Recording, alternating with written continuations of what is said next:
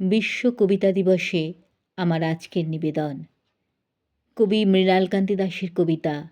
কবিতা আমার। কবিতা আমার জারুলের ঘন ছায়া, কবিতা আমার নিকোনো উঠোন ঘর, কবিতা আমার চোখে অঞ্জন মায়া, কবিতা আমার গোপন স্বয়ম্বর,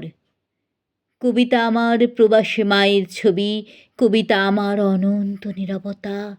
কবিতা আমার আশা বড়ি ভৈরবী, কবিতা আমার সারা জীবনের ব্যথা, কবিতা আমার প্রিয়তম সংসার,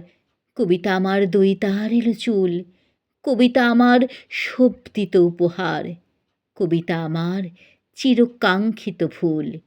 কবিতা আমার বর্ষার ভরা নদী, কবিতা আমার ভোরের শিউলি জুঁই, কবিতা আমার বুকে থাক নিরবধি।